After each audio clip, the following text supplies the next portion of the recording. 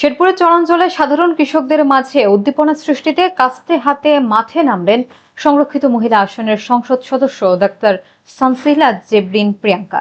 সোমবার দুপুরে সদর উপজেলার কামারের চর ইউনিয়নে ধান কাটার পাশাপাশি স্থানীয় কৃষি উন্নয়ন এবং সেচ সুবিধা নিয়ে কৃষকদের সাথে মতবিনিময় করেন তিনি। বিস্তারিত থাকছে শাহরিয়ার আহমেদ সুজন শাহের প্রতিবেদনে। শেরপুরের চরাঞ্চলে তপ্ত দুপুরে কৃষকদের পাশে দাঁড়িয়ে এক ভিন্ন ধর্মী দৃষ্টান্ত স্থাপন করলেন সংরক্ষিত মহিলা আসনের সংসদ সদস্য ডাক্তার শামসিলা জেবরিন প্রিয়াঙ্কা।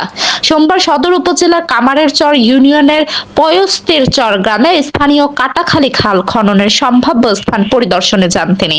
এই সময় কৃষকদের উৎসাহিত করতে নিজেই ধান কাটার উৎসবে সামিল হন। ডাক্তার প্রিয়াঙ্কা জানান, কৃষকদের কঠোর পরিশ্রমের মূল্য অনুধাবন করতেই তিনি এই প্রতীকী কর্মসূচিতে অংশ নিয়েছেন।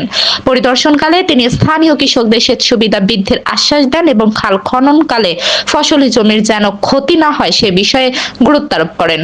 এই সময় তার সাথে উপস্থিত ছিলেন জেলা বিএনপির সাবেক যোগ্য আহ্বায়ক মোহাম্মদ হযরত আলী সহ স্থানীয় নেতৃবৃন্দ। সংসদ সদস্য আরো প্রতিশ্রুতি দেন যে প্রান্তিক চাষীদের সার, বীজ ও তেলের সংকট নিরসন সহ ধানের ন্যায্য মূল্য নিশ্চিত করতে জাতীয় সংসদে বলিষ্ঠ ভূমিকা রাখবেন তিনি। তৃণমূলের কৃষকদের সাথে জনপ্রতিনিধির এমন একাত্মতা স্থানীয়দের মাঝে ব্যাপক উৎসাহের সৃষ্টি করেছে। বর্তমানে কামারচরের পয়স্তির চর যেটা সেখানে অবস্থান করছি। এখানে আসলে আমার কৃষক চাচারা এই তপ্ত রোদের নিচে ধান কাটে, তারা অবিরাম পরিশ্রম করে।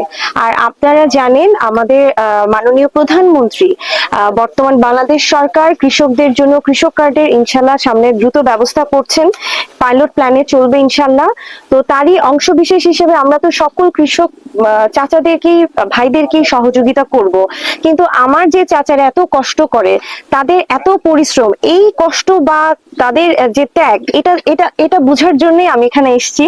এবং তারা যখন রোদের নিচে বসে ধান কাটতেছে, তাদের যে কি কষ্ট সেটা অনুভব করার জন্য আমার এখানে আসা।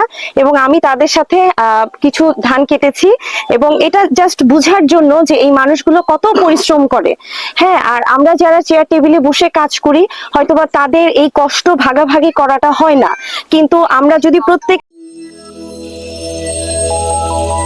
নিউজ প্রতিদিন, সব সময়, সবখানে।